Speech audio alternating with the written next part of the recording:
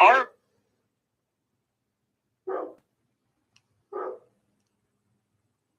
likely to move on from Bill Belichick, and here's why. There are 4 teams that are interested in Belichick's services. The first team is the New York Giants. Obviously, there's history between Bill Belichick and the New York Giants. The Giants already have some pieces on the defensive side of the football, but they just hired Brian Dable 2 years ago, so they moved on from him already. Next up is the Washington Commanders, who seem to have their quarterback of the future in Sam Howell. The most exciting rumor is the Los Angeles Chargers. According to this highly sketchy source, one of my well-placed sources believe that the Chargers are the favorites for Bill Belichick in 2024. The Chargers have an awesome defense. They have an incredible quarterback. They have an awesome receiver core, and they have a head coach that sucks at situational football. And king of situational football, Bill Belichick.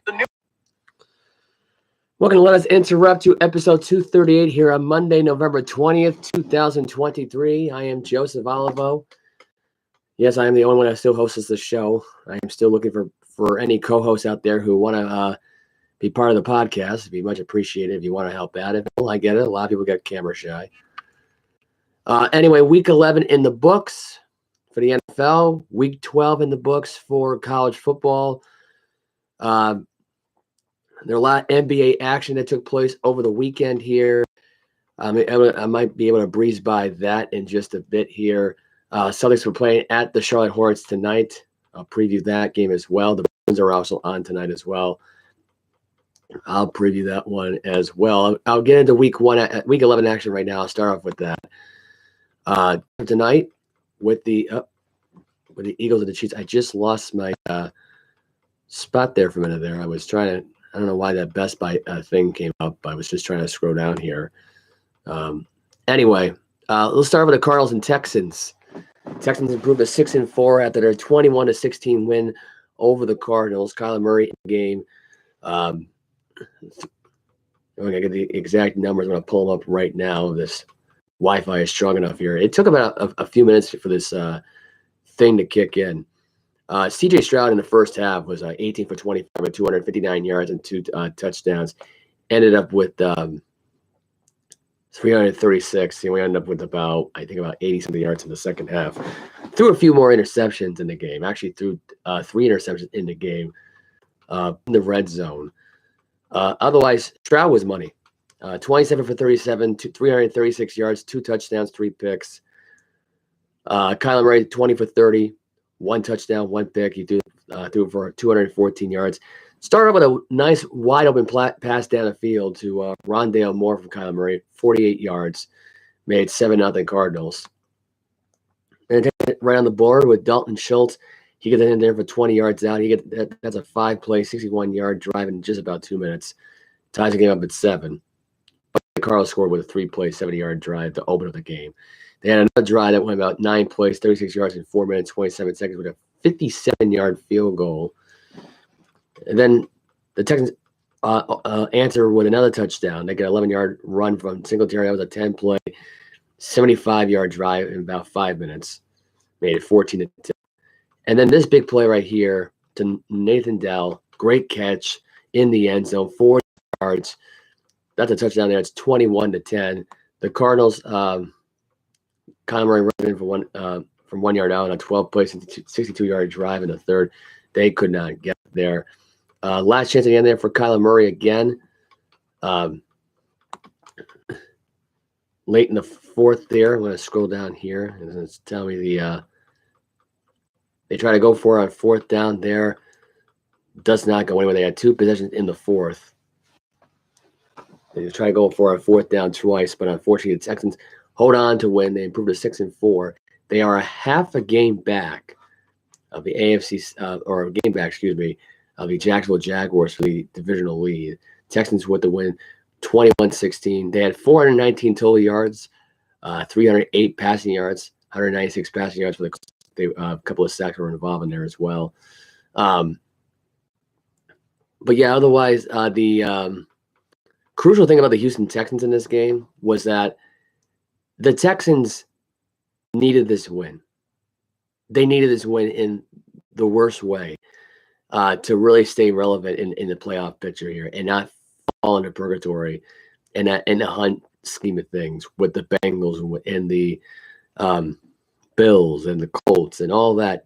And this Houston Texan team has opened a lot of people's eyes. I'm a believer at this point. I don't think they're Super Bowl contenders. I think that they're playoff contenders at best. I don't know how deep their run's going to be, but they just have a really solid team, I think, that can go up and down the field. Nathaniel Dell's legit. I mean, he had 8 catches for 149 yards and a touchdown. Nico Collins is legit. He had 7 catches for 65 yards. You got Robert Woods, who's been around the block before. Dalton Schultz, who's been around the block before. That team is legit. I mean, you got 4 really good wide receivers in there. You got younger talent that's on the up and coming. I mean, that team has got a lot of horsepower behind it. And I don't know if they're going to win a division over Jacksonville, but I kind of hope they do. I kind of hope they're the ones that end up winning the AFC South this year. They deserve it a hell of a lot more, I believe, than Jacksonville does. And I gotta say, Jacksonville this year so far, kind of fraudulent. I'm not gonna lie. Houston's the more legit team, and they should have a better overall record. They should not have losses, really, to the Ravens of all teams. Really, that start out the year met at best and didn't do much of anything on offense, and actually outplay them. And the loss to Indianapolis, where you had an injury-prone Anthony Richardson somehow beat you, and you lost to Gardner Minshew at the same time. So you lost to 2 different quarterbacks in that game, despite having Gardner Minshew turn it over a couple of times and have 3 and outs and had a lot of missed opportunities for the Colts in that game. The story in that Raven one from that first loss was that you forced 3 turnovers, but yet somehow you lost the game and only produced 9 points with it. This game here, there should have been a lot. There should have been a bigger win, I think. I think they should have really won this game by 12 points. Much better team overall. Kyler Murray can make it tough, and it's not easy playing with him, but it just – I can understand how that would play out. Rondé Moore only had the 1 catch in the game for 48 yards. Dortch had 6 catches for 76 yards. McBride had 5 catches for 43 yards. Rondé Moore was only open on 1 play, and it was shut down the rest of that game. I mean, that was by far the biggest, shock in the whole thing, is that Rondé Moore had that 1 grab, and that was really about it. I mean, it was just surprising that he didn't try to go for more here.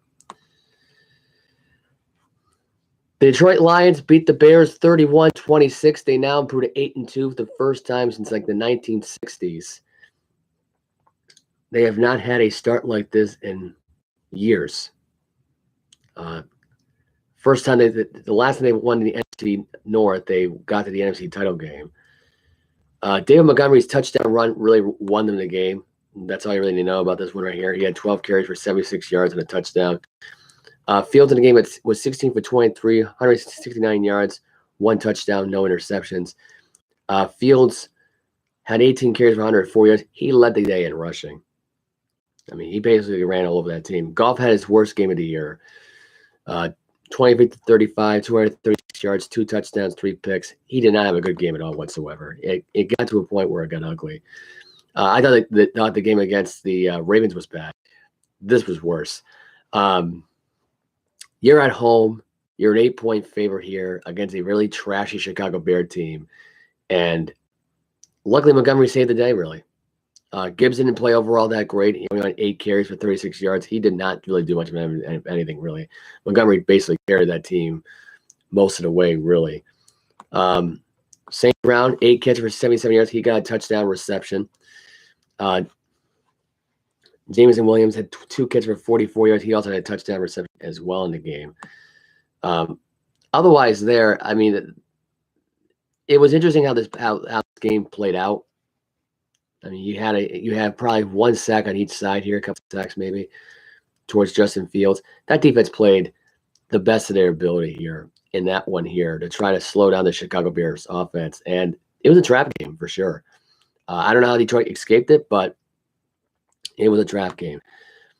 You had a Aaron Gibbs 2-yard run after the Bears scored on a 1-yard run by Foreman. You had a field goal right there. Goff threw a 7-yard touchdown pass to St. Brown there in the red zone. Had another field goal there. Then Fields threw a pass to DJ Moore for 39 yards out, made it 20-14. Then the Bears got 2 field goals, and then the Lions just started cooking. Jameson Williams got a touchdown pass from Goff, 32 yards out, made 21. Montgomery ran out the end zone for about 29 seconds left. That was 11 plays, 73-yard drive in 2 minutes and 4 seconds. Then Fields got sacked. Hudson forced a fumble, and it was recovered and was forced out in the end zone for a safety. I mean, 31-26. So the Lions almost got really close enough to a returnable touchdown there to be over that point spread there and able to cover that, but safety was just much better because they got the ball back quickly and ran the clock out. This defense for the Bears, I will say this though. I mean, for the Lions, they started out this game not ready to go. I don't know if they were, and this was probably because of that first play with Justin Fields running the ball after he threw an incomplete pass. But just the fact that they were trying to go for a pass and then got the 11-yard run, he let this guy go. Then he follows up with a 14 play to DJ Moore, and he follows up with an 11-yard play to Cole Kmet. Then to St. Brown for 13 yards out. Then a 4-yard run to Foreman, and then a scramble there for 10 yards. I mean, we all knew what was going to happen at that point in time. Foreman got in the end zone there. Then the interceptions. It looked promising. They're at their 45-yard line at that point. And that resulted in a punt, which luckily it did.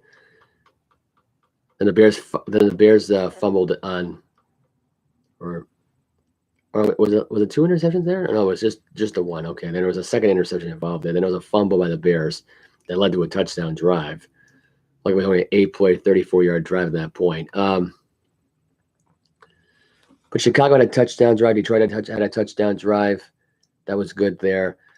There was some good passes, though. I mean, the game got better overall for Goff.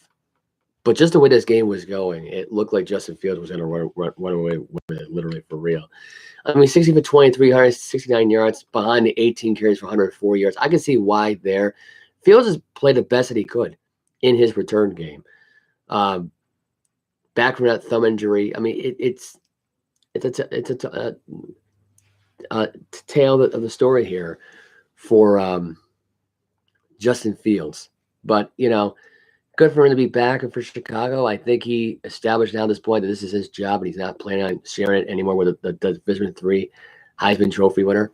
So he can go back to Shepherd University and talk about the time he played for Chicago. I mean, even though he's already graduated, but I mean, in this case here, Justin Fields saying, "Yeah, I'm back." That kid from Shepherd University can stay there. So that's that. Cowboys smashed the Panthers 33-10. This was simply put, the Dak Prescott show. Flawless effort in that game against the Carolina Panther defense. I mean, let's be realistic here. Their defense sucked as far as what Carolina's concerned. Bryce Young does not belong in the National Football League anymore. I'm sorry. 16 for 29, 123 yards passing, 1 touchdown, 1 pick. Prescott, 25 for 38, 189 yards, 2 touchdowns. There was a pick 6 involved there. By the way, Bland ties an NFL record with 4th pick 6 in Cowboys history with a 3-10. And it was just interesting there to watch Bland return that ball in the end zone for a pick 6. CeeDee Lamb got a touchdown in the end zone for about 5 yards out. Shoemaker got an 18-yard touchdown pass in the red zone there. That was really the majority of the story here. And really just the Cowboys just running it. I mean, Pollard had a nice little run in the end zone there. He had 12 carries for 61 yards. Then Bland with a pick 6 there. The Panthers just could not do anything at all. The only touchdown pass that was thrown in this game was to Tremble from 4 yards out. And the game was already over by that point anyway. So that Cowboy defense, though, they are relentless. I mean, they really forced about 4 or 5 sacks in that game. Parsons was like a menace in that backfield. And it just was interesting because I'm thinking in my head right now, like, can this Cowboy defense hang with really great offenses? And that's still an unknown because they got torched by the 49ers early in the year. I mean, here you got a case where they just, they get lucky against a really bad team. You had Jordan Lewis with a forced fumble. You had an interception by Bland. You had Micah Parsons on a mission game with 2.5 tackles. Creasing at a half a sack in there as well. Lawrence had a sack, and I think Williams had a sack and a half a sack by Golston. So, and a half a sack by Armstrong as well. So there was a lot of sacking in this game. I count about at least 5 or 6 sacks in that game against a terrible offensive line. Otherwise, yeah, I mean the Panthers just stink. That's all you need to know. They're 1-9. They're a terrible team. And they should have fired Frank Reich right in their offensive coordinator. I don't know why. This is the one team right here that should have done it, but the Raiders beat you to it somehow. That's pretty sad. And you're 1-9 at this point, and they're 5-5. Something's wrong with that pitcher. But Bryce Young is just a bust. He stinks. He's not ready. He's not starter ready. They rush him too fast. Oh, and realize the wide receiving core that they have right now are a bunch of frauds.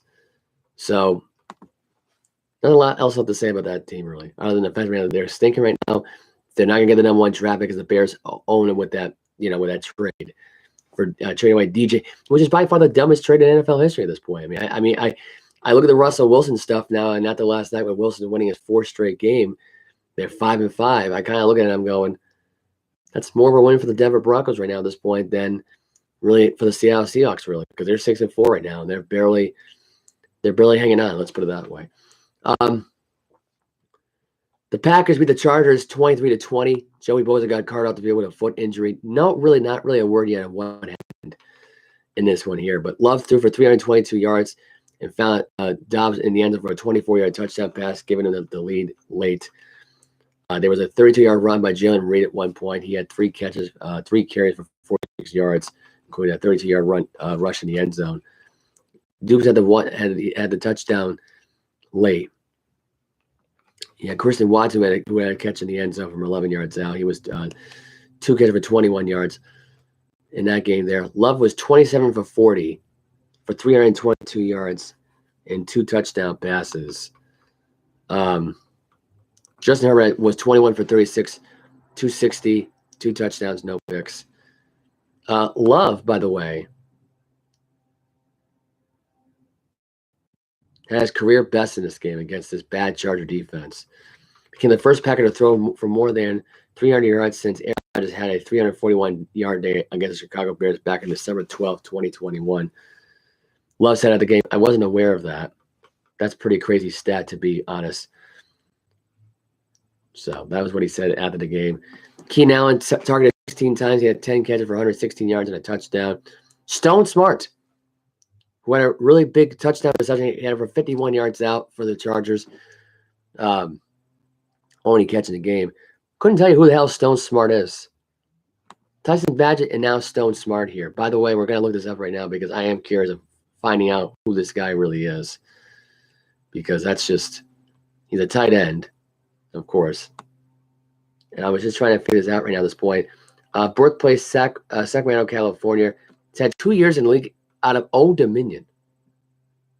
Couldn't even tell you how this guy made the team, but anyway, he got a touchdown in there as well, but it wasn't enough. I did pick Green Bay to win over the weekend here. I did not see the LA Chargers going into Lambeau Field and get that win. Brandon Staley exploded in the media saying, stop, asking me about, if there'll be a change in play calling here. I'm the one calling the shots here, blah, blah, blah. He was frustrated after the game. I think Brandon Staley knows he's getting fired, and I think he just realizes it now, and there's no way out. I don't think the team's quitting on him, really, but it's just the fact that they have a horrible defense, and it really won't fix the problems that LA really has, unfortunately. I mean, they could try to trade with Bill Belichick because Belichick is the lead guy to go there, but that's not going to make a difference there.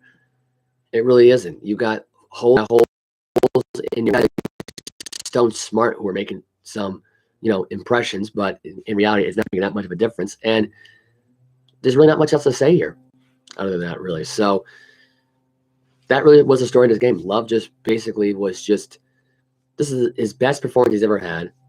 Really his first signature win as a Green Bay Packer to put himself back on the map here. And I can argue right now, Green Bay might be back in the playoff race. They might be sneaking in on Minnesota because they just got the loss over they just lost to the Broncos last night. They're 6-5. So all I got to do here is watch the Vikings drop another loss. They get 2 more wins, and you're looking at a Green Bay Packers team that might surpass that Viking team. Because I don't know if Dobbs is for real. I got to be honest. I kind of call him fraudulent at this point. He's got a great story. He's worked for NASA at one point, but it's not going to contribute in the NFL. It doesn't have your NFL career being a guy from outer space. So, and I was calling, and he looks like an alien on top of that too. So that it's just, I hear that, I'm like, okay. Anyway, Dolphins beat the Raiders 20-13. Raiders were able to cover. Dolphins were 13.5-point favorites over the Raiders. Aiden O'Connell in this game did okay for the most part. Was able to handle the noise. Was 24 for 41, 271 yards, 1 touchdown. He was picked off 3 times in the game. 28 for 39, 325 yards, 2 touchdowns, 1 pick. The moral of the story, quite simply put it here, Ramsey making a game-stealing interception to really end the game here. Dolphins overcame 3 turnovers really to beat the Raiders here. They forced 3 turnovers as well in this game, so they're both even in the turnover department here. Otherwise, there really wasn't much else to tell here in this one here. Dolphins scored on a 38-yard touchdown pass to Tyreek Hill. Aiden O'Connell was able to throw a 46-yard pass to Devontae Adams, making it 10-7. Dolphins answered with an 11-yard pass at Shimon Amin. Was on a 9-play, 63-yard drive in 5 minutes, 3 seconds. Not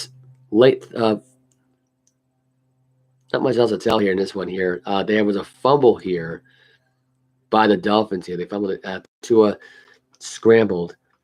Runner was down by context. Tua scrambled, then fumbled it. Madison was and Epps was able to recover it at the Dolphin 30, which I believe led to their led to that field goal, I believe, and it did. So big differences made in this one here.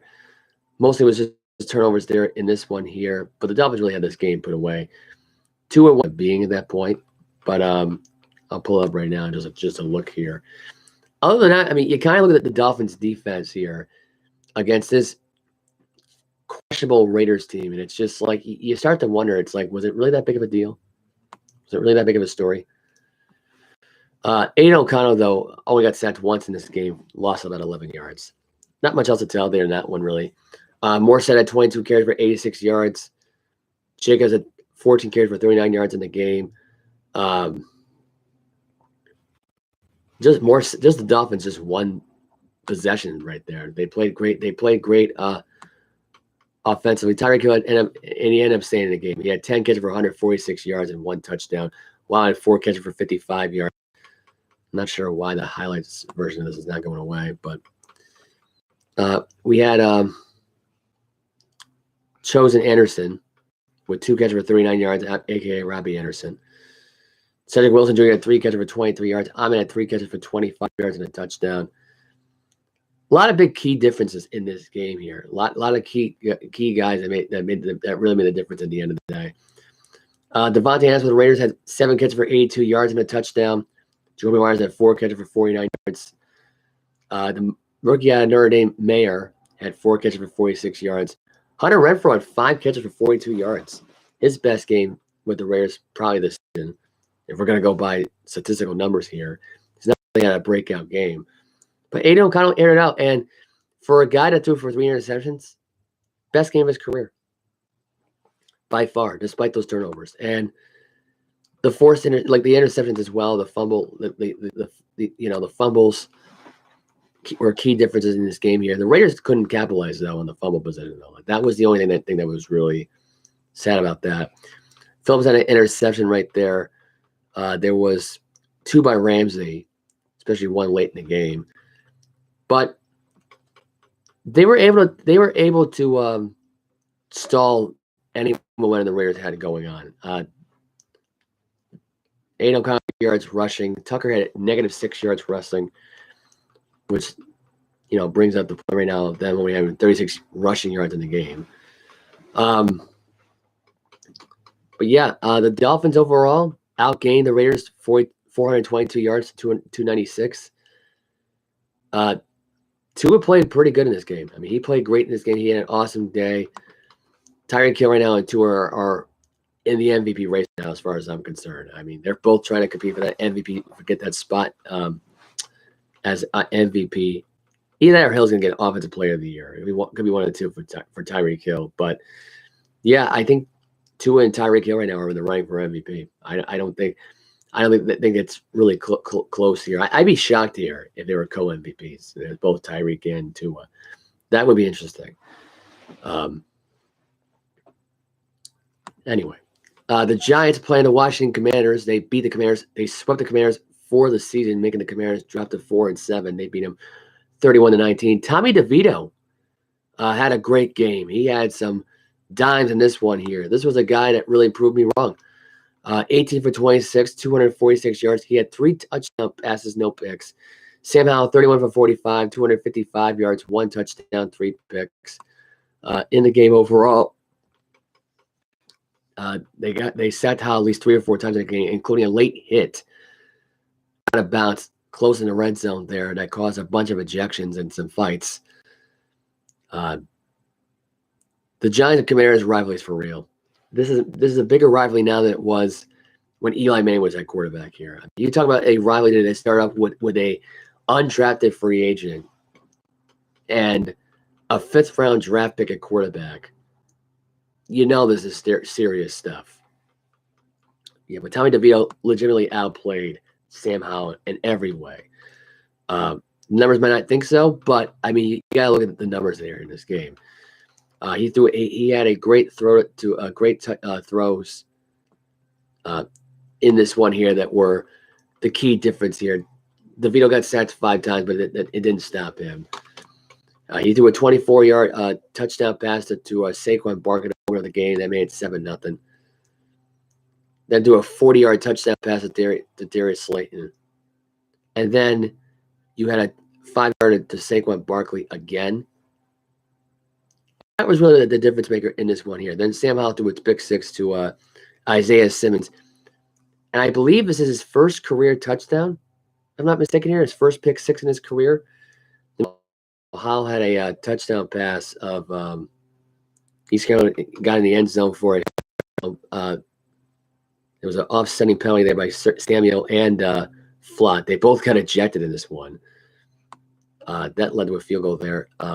On the next Commanders drive there. And then Howell threw an 8-yarder to Dotson, made 4-19, and that's where the pick 6 came into play here. Commanders, though, they're not in control.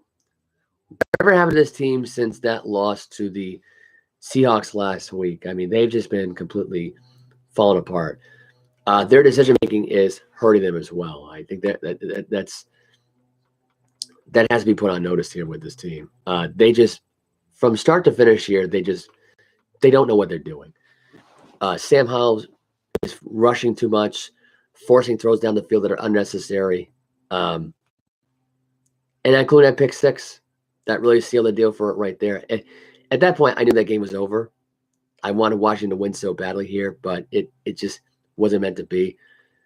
Sam Howell, though, is trying to do way too much here. The fighting that was going on throughout the game was insanity. And I'm not sure if this is a team that's trying to play playoff spoiler here, or just trying to make sure they don't finish in last place. But this was a shocking win, and I gotta tell you right now, it's definitely building up for momentum for next week when they go up to the Patriots. I can tell you right now, Tommy DeVito's a real deal here. This is a guy that has some great throws. Washington's got a bad secondary. I get it. They were great early in the year. Then they got torched against Buffalo. They have not been the same since. But this Giant team is for real. They're going to probably beat you this weekend. And if you're a Patriot fan, and they're going to beat you this weekend. They are. And I'm a Patriot fan, and I'm telling you right now, we're going to lose this weekend to Tommy DeVito. We're going to let this DeVito guy air it out and go for 290. I can feel it now. I mean, if he could go out there and throw for 250, and this is the same guy who went from couldn't throw the ball at an NFL level, sit down for Tyrod Taylor, to a guy who basically did it all in week. Went from couldn't throw the ball once in his life to somehow throwing the ball for 250 against his Washington Commander defense with the bad secondary. It just, I don't know what else to say about that, really. I really don't. It left me in shock. That's all I know. Cleveland Browns beat the Pittsburgh Steelers 13-10. Not much else to tell here, really. There were two missed safeties in the end zone. Myles Garrett had Kenny Pickett sacked in the end zone. I think it was Jalen Warren at the next play was trying to run it out of the end zone. Both times they were taken down in the end zone. So he was might as well giving him 5 points there and call it a day because those two safeties they clearly missed. Dorian Thompson was the starting quarterback in the game, rallied the team, 24 for 43, 165 yards, 1 pick. All it was Dustin Hopkins being clutch in the field goals. That was it. There was not much else to tell in that game besides that. And it's interesting, really, because although now they just signed Joe Flacco to a deal, he may be either the one starting this weekend for the Browns or being a bench warmer.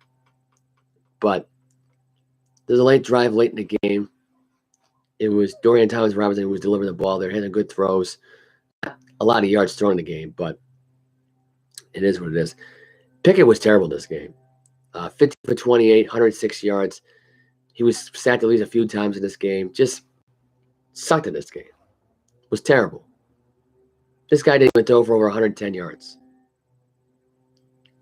Cleveland's the number one ranked defense for a reason. They can shut this guy out for good here. I couldn't really tell you right now what happened in this game, other than the fact that there was some bad offense play by the Steelers in this one here. Pickens had 4 catches for 38 yards. Allen Robinson had 3 catches for 20. Deontay Johnson and Warren combined to get 5 catches for 32 yards. This was ugly. Boy, you. Completely ugly. Ugly game. I couldn't sit there and watch it anymore.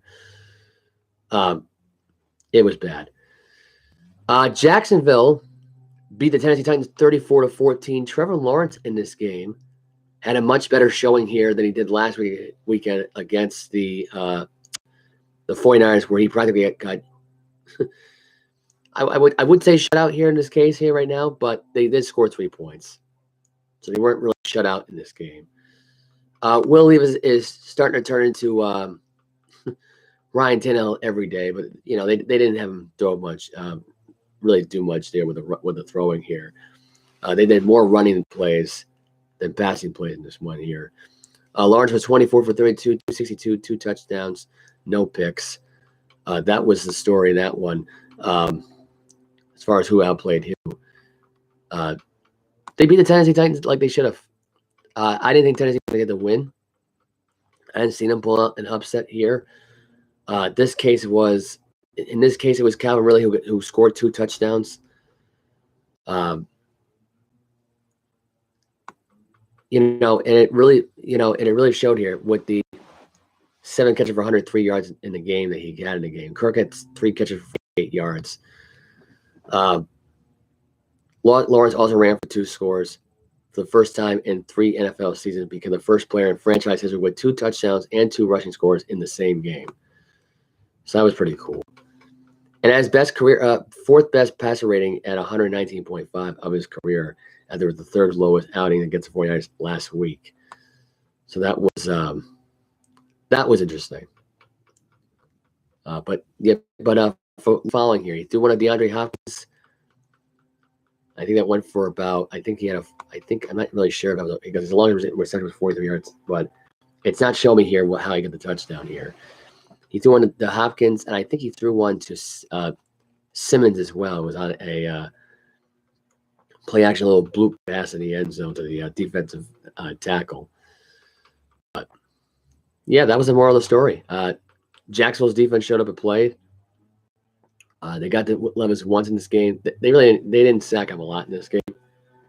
They did get in his face a little bit here. Really conservative gameplay though from Tennessee though, which surprised me. But yeah, Jacksonville just hung in there.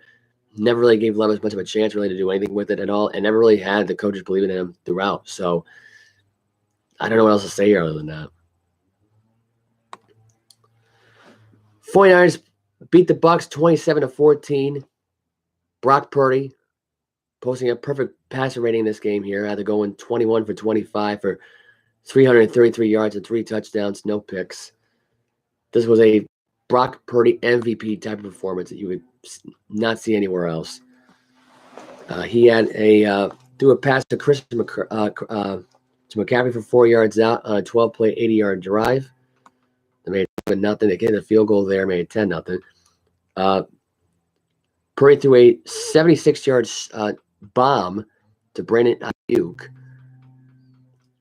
That was later on in the game. I'm trying to figure out. I just is going to read the stats, and I hate when CBS Sports, but they just do not allow you to look at the recap the way you want it to, which is right here, the score recap. This is what I wanted.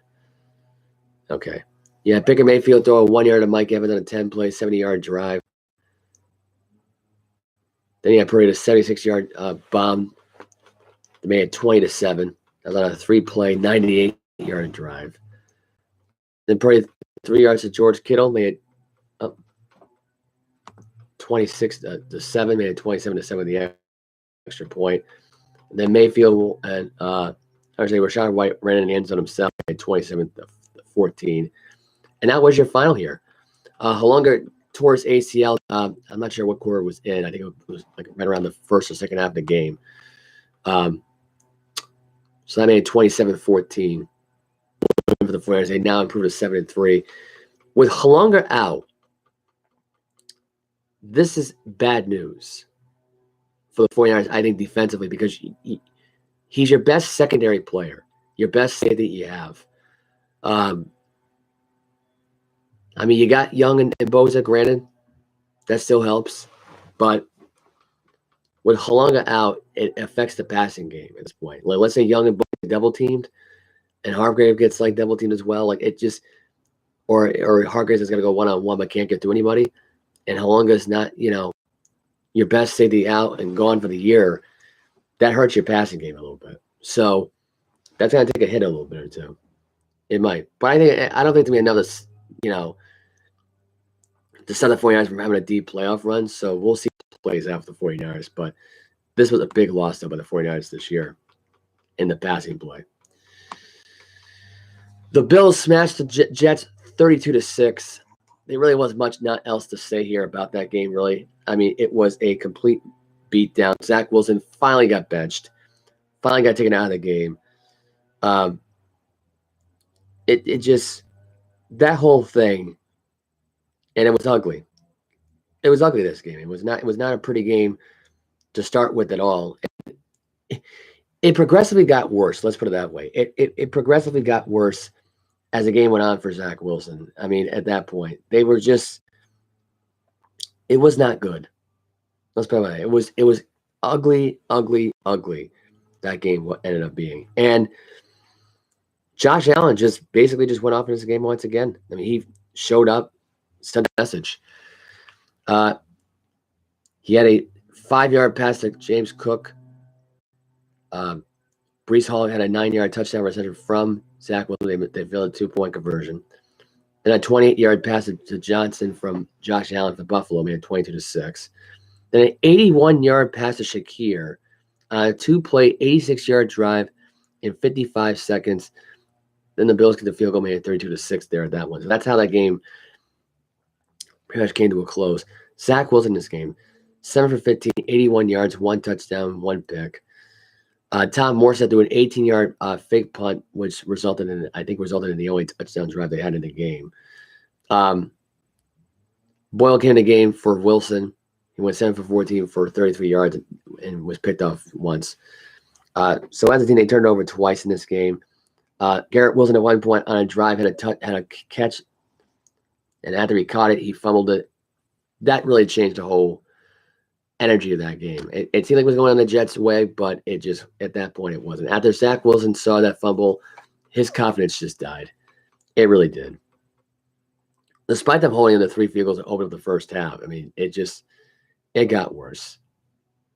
It really did. Let's see here. We got The Rams beating the Seahawks on a 2-second field goal late to put the game away. It was 17-16. Geno Smith had an 8-yard pass to DK Metcalf. Stafford threw a pass to Nakua for 4 yards out. 52-yard field goal made 16-7. Then Henderson ran out of the middle for 1 yard. Then Harzik, as time expired, got the field goal there late, which gave the Rams their 4th win of the year and win of the season. They're now 4-6. They win 17-6. And this is actually after the Seahawks threw an interception that led to that field goal. They missed a field goal towards the end. That was a 55-yarder by Myers. He missed it wide right. And the game pretty much came to a close there. Seattle loses the game. Not really a way to go into next week's game against the 49ers at home. I don't see the Seahawks winning that game next week, by the way, just FYI. And my screen went completely black again. Anyway, the Broncos, they got the win last night. They beat the Vikings 21-20. Thanks to Cortland Sutton getting them the game-winning field goal. That makes it now a 5-game winning streak for the Broncos, I believe, which is what this is now at this point. 4th straight win. And it ended the Vikings' 5-game winning streak, excuse me. Dobbs in the game, 20 for 32, 221 yards, 1 touchdown, 1 pick. Russell Wilson, 27 for 35, 259, 1 touchdown, no picks. This came down to the kicks in this game, which were amazing. 5 for 5 was Will Lutz in this game. And the only touchdown pass Russell Wilson threw was late in the 4th quarter, about 1:03 left. They failed a 2-point conversion, but it didn't matter. About 1:03 left in the game. It really opened up with the Vikings fumble here. It opened up on the with Dobbs fumbling it as he was trying to hand it off to Madison. He fumbled a handoff exchange. Then Hawkinson went to Hawkinson. Dobbs got the throw from Hawkinson to Dobbs, but he lost a yard there and fumbled the ball in the process. And it was McMillan that recovered it. So that was a story in that one there. It opened up with probably one of the stupidest play calls of the year, where you have a big guy like TJ Hawkinson there, a good offensive line, just run out the middle. Why be fancy with it, really? The second time they fumbled here was right after they had a 30-yard play from Dobbs to Oliver. A few plays later, they fumbled it with Madison up the middle. He was trying to run it for 1, losing a yard in the process, and DJ Jones forced the fumble, and Joe recovered it, which led to a field goal there. And then Dobbs with the interception. This was a intercepted by McMillan for 9 yards out there. That set up another field goal there. And there were a lot of field goals here that really did this team in. They tried going for it on 4th and 1. They got that. They tried going for a deep pass down the field there from their own 21, but that really was an incomplete going intended for KJ Osborne, but not meant to be. But Broncos did get the win, 21-20. And we already know what happened on Thursday night with the Bengals and Ravens. I already reviewed that one there.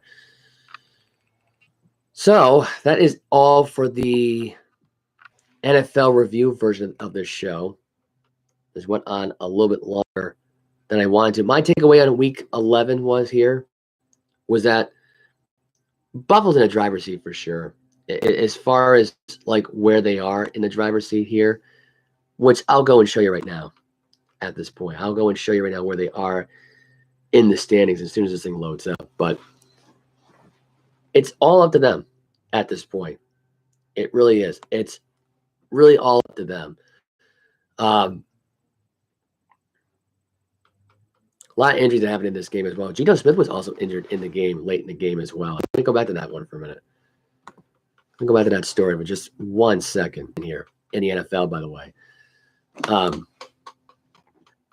Before I get into more of that Buffalo Bills story here was the report.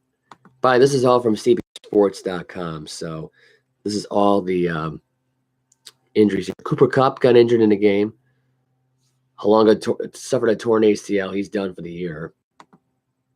You had Joe Burrow had a torn ligament in his right wrist and his throwing hand. He's done for the year. C.J. Stroud was left for a single play against the Cardinals after absorbing a hit. I don't know why this resumed right back up here. Let's see. Smith suffered an injury to his throwing arm after guiding a 16-7 lead, showing frustration while trying to stretch the arm after a hit from Aaron Donald. He quickly ruled him questionable to return with an elbow issue, and backup Drew Lock took over under center 18 seconds left in the third quarter. He did return, however, for the final drive of the game in the losing effort. When asked if that means for Thursday's matchup against San Francisco, the coach said, quote, "I would think so." Sam Howell received medical attention on the sidelines after enduring several hard hits on the upper body on a touchdown run against the Giants. He was quickly cleared of potential concussion and remained in the game. Veteran Jacoby Brissett was Washington's backup at the time. It looks like now that he'll be playing in the game, so we'll see. Bosa was not the only one caught off the field here on Sunday with the Chargers Packers game. Aaron Jones dealing with a lingering hamstring issue. Only managed to get 5 carries before suffering a knee injury and had to get carted off the field. It looked like he's going to be done at that point. Bosa was carted off the field as well. Kenneth Walker for Seattle. He took 4 carries before leaving it with an oblique injury. And Shaq Charbonnet took over the game at that point, who at that point only ran for over 200 yards on the year. Cooper Kupp got injured as well on here. It's not telling me any more than that. Bosa got injured. Halunga got injured. Darius Slayton had left the game with an arm injury as well. Cooper Kupp had a single catch against the former All-Pro who battled a lingering hamstring injury earlier this year, received attention on the sidelines after lifting off, then left the game for further evaluation. And they're saying now a lower ankle sprain and will be evaluated going forward.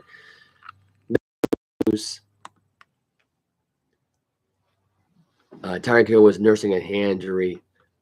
He left the game as well, but he was able to come back and 46 points before, because he had 7 catches for 80 yards before getting injured, and he got injured, came back. Let's see. We have here are your playoff pitches right now going forward. If I can get the thing to load up, I apologize if this computer is slow. It's the Wi-Fi in here. It doesn't help. And what also doesn't help is I just realized I'm in the dark here. So now I got to put the light on here and make myself see here. This is your playoff picture right now going forward if the season were to end today. As of right now, here are your AFC standings. So as follows here. It's the Kansas City Chiefs is at the number 1 seed. The Ravens are the number 2 seed at 8-3. Jacksonville 7-3. Miami 7-3. Cleveland is 7-3. Houston 6-4, and the Steelers are 6-4. The Bills are 6 and are Bengals are 5-5, and the Raiders are 5-6, 3-7, but the Patriots are 2-8. They're dead last as the worst team in the AFC. NFC playoff picture goes as follows here. Here's the story with that one. It's going to let me get to that picture. Here we go. Philadelphia at 8-1. Detroit's 8-2. San Francisco 3. The Saints are 5-5 out of the 4th seed. 5th seed is the Dallas Cowboys at 7-3. The Vikings are 6-5. The Green Bay Packers are 4-6. The Rams are 4-6. Falcons are 4-6. The Buccaneers are 4-6. The Washington Commanders are 4-7. The Giants are 3-8. Bears are 3-8. The Cardinals are 2-9, and the Panthers are 1-9. So, as it follows right now, and here's the way I see this going, because I think Seattle might just end up losing all momentum here. They're not good in tough scenario at this point. They're 1-2 against their division. They're 5-2. Green Bay's 1-2 in their division. They're 3-3 in the conference. But here's the way I see it. As far as I'm concerned, is helping Green Bay get these playoffs. I'm convinced of it now. I don't think Seattle's that good. I got to be honest. They just really, to me, they don't have the it factor right now at this point to do a deep playoff one. Green Bay, to me, had 2 statement wins. They had a win against the LA Rams, held the team to 3 points. They practically they don't have the it factor the Seahawks like the Packers do. They have the it factor right now. So that's interesting there. But here are the next games as far as what's left in the season here for them, because they've just been falling apart here since the loss to the. I'm surprised at this point the loss to the Ravens really affected them that much. They couldn't beat the Rams without Cooper Kupp, but that really hurt them, I think. And I'm not sure why this is not going on a schedule here. I know they're playing the 49ers on Thursday, short week, Thanksgiving week, and it's not working. My thing. Not sure why. Oh, here we go.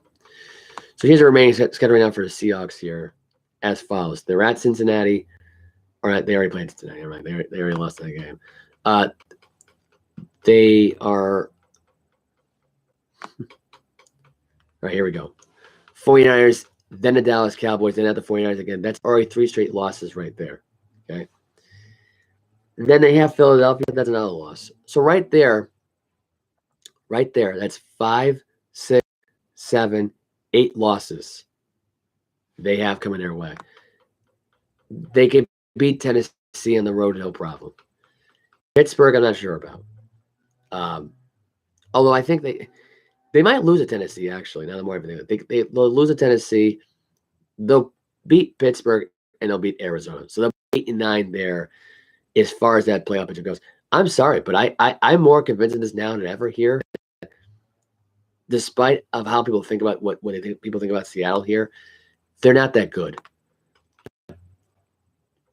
They're gonna miss the playoffs. They're gonna go 8-9. It's not gonna hurt Pete Carroll's chances of, staying with the team at this point, because he ain't gonna go anywhere.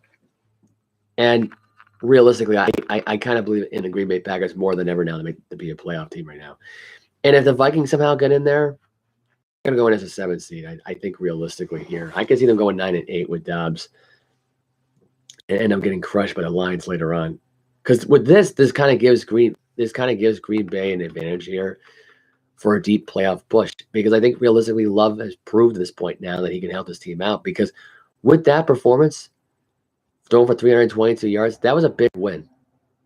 That was a big win. A big win that they really needed here. Right place at the right time here, and it made a difference. It made the overall difference. Now, is that good news for them being a 6th seed? No, because they're facing the 49ers if they do make it, let's say hypothetically. The Rams are 4-6 as well. They're below the Green Bay Packers because Green Bay own the tiebreaker on them. They're at Detroit, which I think that's a loss right there automatically in of itself. I hate to say it, but it is. But Green Bay had a huge win here. This was a much-needed win at home. They did not want to fall down in purgatory and be losers going into this whole thing. But here's what the schedule looks like now going forward. So they're at Detroit. They have Kansas City at home, which that's back-to-back losses right there. Unless somehow they can pull up the upset, which I don't think they can. So that's 8 losses right there. They're in the same spot right now at this point as Seattle would be losing 4 straight. Okay. Then they're at the Giants. That's a win. They have the Tampa Bay Buccaneers at home. That's a win. I truly believe that Baker Mayfield is, as far as leading this team anywhere it goes, it's all over for them. At Carolina, that should be a winnable game. I mean, that right there is 5, 6, 7 straight. That's 3 straight wins right now. They're losing to the Chiefs and the Lions. They're at the Vikings. They're gonna go 8-8 with that. That helps them out. And then they beat the Bears and they go 9-8. So the way I see it, that's how Green Bay gets back in these playoffs. And I think realistically, this may actually put the Buccaneers actually, as far as because Tampa Bay as well could be a really good story as well. But Minnesota, I think, going 9-8 as well, or 8-9 here gets them in the playoffs if not fall. Because at this point now, Green Bay gets into it here. Now, with Hunger gone and you got Jordan Love in there, is Love ready to face that 49er defense? I gotta say right now at this point, Hunger makes that secondary a lot better. They rally around him, so this may be a little bit tougher. We'll see what Green Bay does here. If they somehow upset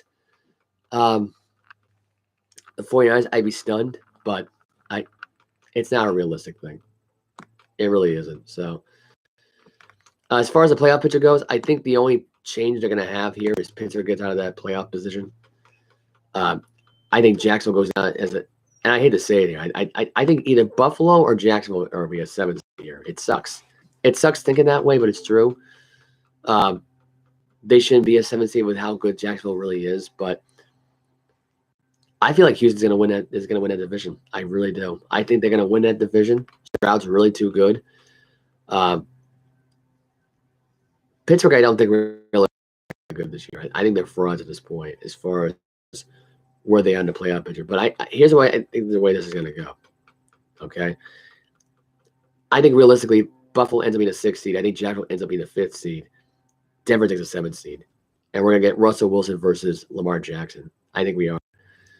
And somehow, some way, I think Russell Wilson gets a playoff win and becomes the first 7th seed team to advance over Baltimore. I don't know what it is, but I just have that funny feeling. Because with Mark Andrews gone, there's a lot of question marks there about that offense now. You know, can the defense hold up here? Can Sean Payton outsmart John Harbaugh? Like, there's a lot of things that could play out here. But I think Denver and Buffalo are your playoff teams. They're going to sneak right in here. They're going to hop over Indy. Indy sucks. So that's not an issue there. The Browns on the road, that's a tough one there. It really is.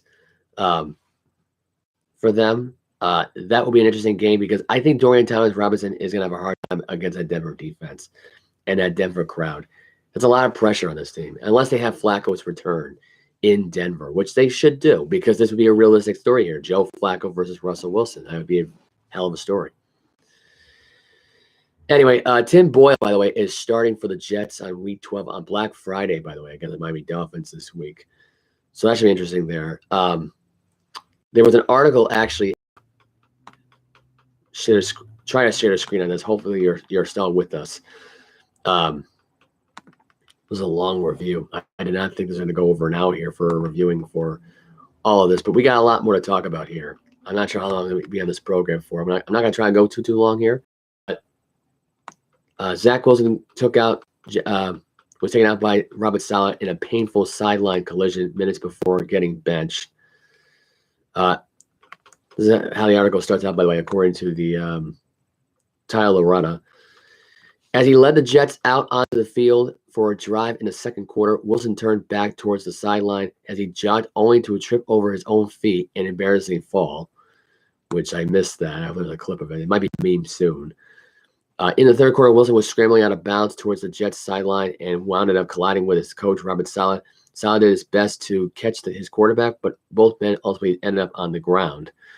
Wilson's ground did not pick up what the Jets needed for a first down, and New York elected to punt the ball away. Okay. Wilson would lead the Jets offense from one more drive after stalling with another punt. He was eventually benched in favor of Tim Boyle. At the time of his benching, Wilson had completed just for 7 passes for 15 pass attempts and been sacked 5 times in the game.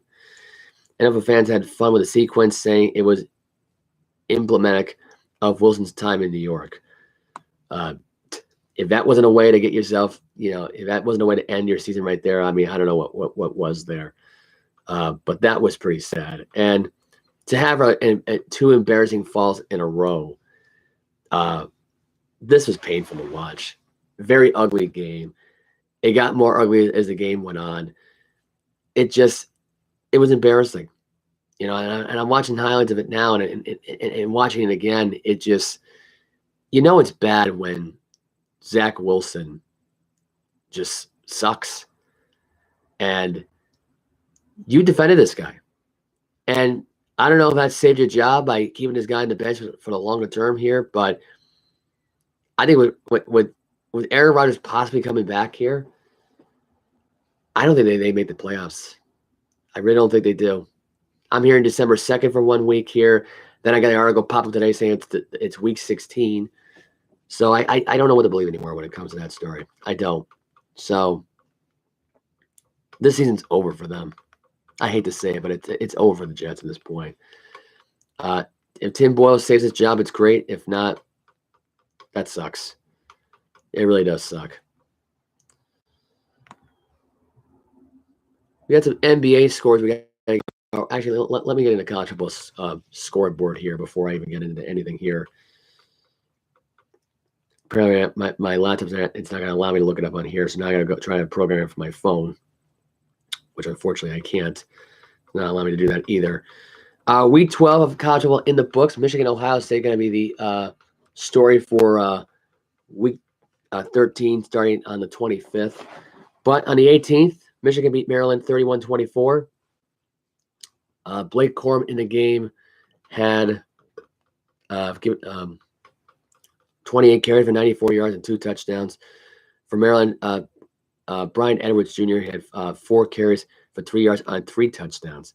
That's an interesting number. And two, his brother went 21 for 31, 247 yards and 2 picks, no touchdowns. J.D. McCarthy had 12 for 23, 141, 1 pick.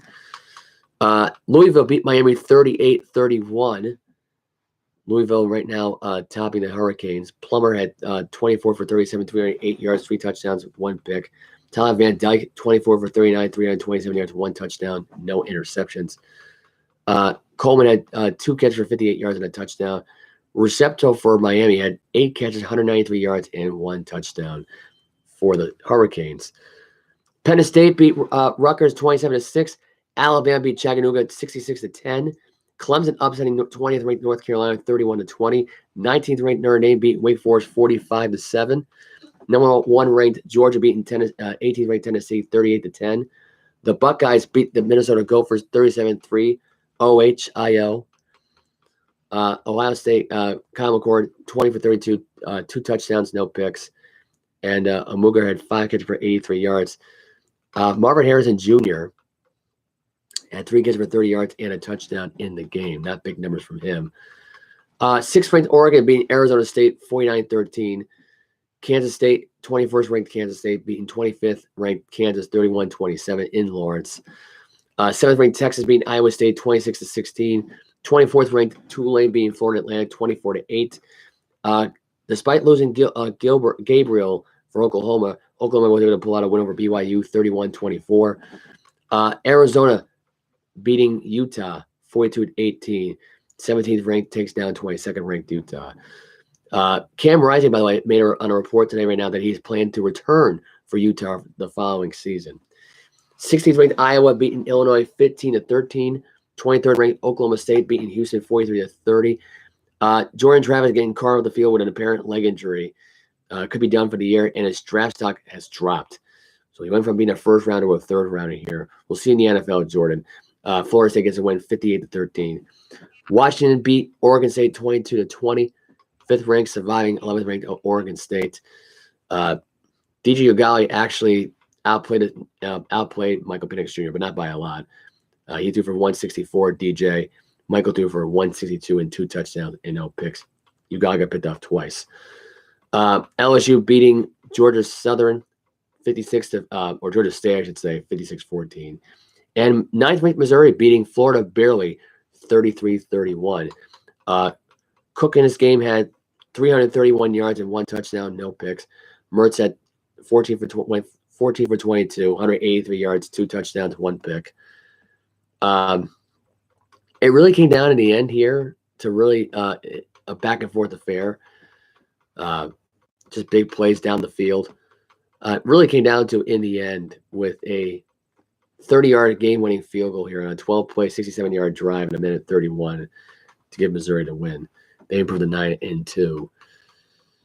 College football starting off next week. You got Thursday night football, 13th ranked Ole Miss at Mississippi State, 16th ranked Iowa at Nebraska, TCU at 14th ranked Oklahoma, Texas Tech at 7th ranked Texas, 12th ranked Penn State is at Michigan State. Oregon State is at Oregon. You got the 11th seed Oregon State Beavers at 6th ranked Oregon Ducks and Eugene. You have University of San Antonio taking on 24th ranked Tulane, and you have 9th ranked Missouri at Arkansas. This is all on Thursday, on Friday, by the way, not even on Thursday. It's the traditional big college football weekend here, where it takes up 3 days. You have Kentucky at 10th ranked Louisville, part of that rivalry there. 2nd ranked Ohio State currently right now at 3rd ranked Michigan. It's going to probably be like that the rest of the way. You have Texas A&M at 15th ranked LSU. You have Vanderbilt at 18th ranked Tennessee. 8th ranked Alabama at Auburn. 19th ranked Notre Dame at Stanford. 25th ranked Kansas at Cincinnati. 20th ranked North Carolina at North Carolina State. Colorado, who just lost the other night to Cam Ward and the Cougars 56-14. They're playing at 22nd ranked Utah. They are 22-point underdogs, and I don't think they're going to win that game.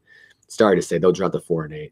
And I don't think Shedeur Sanders should even play in this game. There should be no point in even playing. BYU is at 23rd ranked Oklahoma State. 17th ranked Arizona is at Arizona State. Washington State's at 5th ranked Washington. 4th ranked Florida State's taking on the Florida Gators. Number 1 ranked team in the country, the Georgia Bulldogs, are taking on the Georgia Tech Yellow Jackets. And Iowa State's at 21st ranked Kansas State. And that's on the good weekend here for the for NCAA football.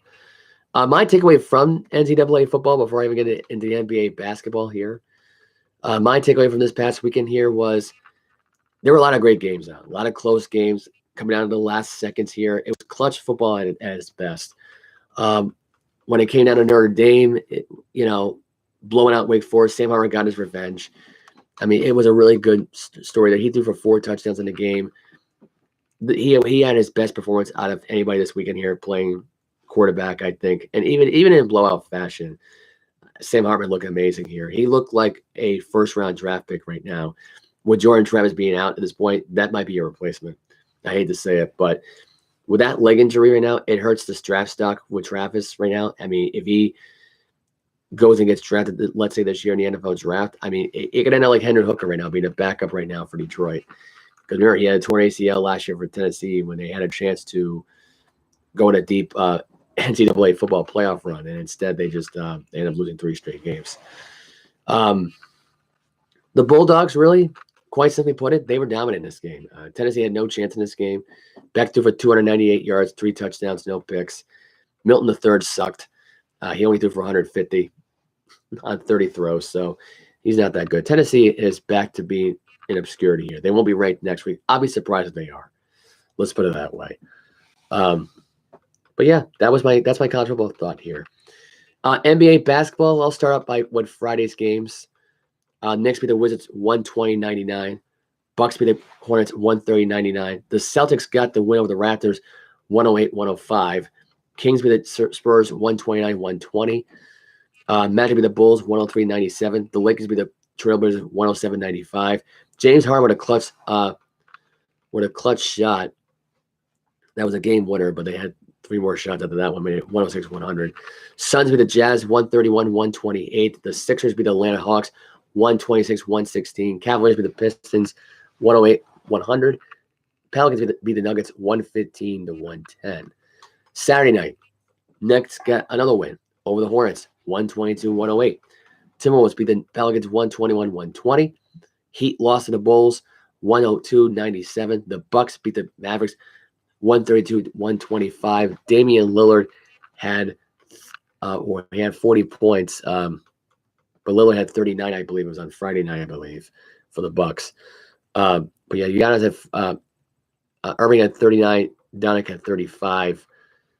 For Lillard, he had 27 points, 3 rebounds, 12 assists. Giannis had 40 points, 15 rebounds, and 7 assists. Doncic had 35 points, 9 rebounds, 9 assists, 1 shy of getting a triple-double for each of the rebounds and assists. Irving had 39 points, 4 rebounds, 6 assists. He was 4 short of the double-double. The Warriors have now lost 6 straight games, losing in overtime 130-123 to the Thunder. They lost 2 games in a row to the Thunder. The Grizzlies beat the Spurs 120-108. Yesterday, Philadelphia beat Brooklyn 121-99. Raptors beat the Pistons 142-113. The Suns in double overtime beat the Utah Jazz 140-137. Kevin Durant had 39 points in the game, and along with 8 rebounds, 10 assists. Nurkic had 18 points, 12 rebounds, 2 assists. Devin Booker had 26 points, 5 rebounds, and 8 assists in the win. Celtics beat the Memphis Grizzlies 102-100. Zorpingers had 26 points, led the Celtics in scoring. Tatum had 29 rebounds, 5 assists. Jaylen Brown had 12 points, 6 rebounds, 3 assists. Zorpingers was a man, though. Drew Holiday had 7 points, 6 rebounds, 4 assists. Derek White had 10 points, 3 rebounds, and 4 assists. That was their first year against Marcus Smart. Marcus Smart, by the way, did not lead the team in points, which a lot of people were kind of hoping for. As a matter of fact, he didn't even play in this game. So I don't know if Marcus Smart right now is in the doghouse right now at this point, but did not play in this game at all. The Grizzlies are 3-10 on the year. Thunder beat the Trailblazers 134-91. The Magic beat the Pacers 128-116. Lakers get the 1-point win over the Rockets 105-104. LeBron James, season high, 37 points with a clutch free throw in the end. Finally, Cavaliers beat the Nuggets 121-109. Hockey. Bruins play the Lightning tonight. On Saturday, they beat the Montreal Canadiens 5-2. Everybody had heard the news right now. Milan Lucic getting involved in a domestic battery assault charge. He will be in court tomorrow. Brad Marchand collected his 500th career goal, along with Frederick's 2 goals, Pastrnak's 3 assists in the game, and McAvoy's 1 goal that helped out with the Bruins getting the win. Lightning beat the Oilers 6-4 on Saturday. Predators won 4-2 over the Blackhawks. Flyers beat the Vegas Golden Knights in overtime 4-3. Carolina beat Pittsburgh 4-2. New York Rangers won 5-3 over the Devils. Colorado beat Dallas 6-3. Ottawa beat Minnesota in overtime 2-1. Winnipeg beat Arizona 5-2. Seattle beat Vancouver 4-3.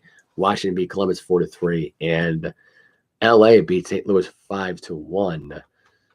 Let's see. For Friday, we had the Sweden game. Toronto beat Detroit 3-2. Florida beat Anaheim Ducks 2-1, and Winnipeg beat the Buffalo Sabres 3-2. I'm going backwards here. Now I'm going forwards. Toronto Maple Leafs are playing the Wild. Played the Wild. They won 4-3 in overtime in that Stockholm, Sweden trip. Philadelphia beat the Columbus Blue Jackets 5-2. Sabres beat the Blackhawks 3-2. Pittsburgh shut out Vegas 3-0, and the Blues beat the Ducks 3-1 in Anaheim. Tonight's games, you have Bruins at the Lightning, Oilers are at the Panthers, New York Rangers are at the Dallas Stars, Colorado Avalanche, Nashville Predators are playing tonight. San Jose Sharks are playing at the Canucks in Vancouver, and the LA Kings are at Arizona playing the Coyotes, and Calgary is playing Seattle later on tonight. Good hockey to watch tonight. Really, the shocking thing that happened this weekend was Vegas losing 2 straight games. I did not see that coming. They underperformed here. I don't know if it's too early to say at this point, but I think Vegas losing 2 straight games, I don't think it's that much of a concern.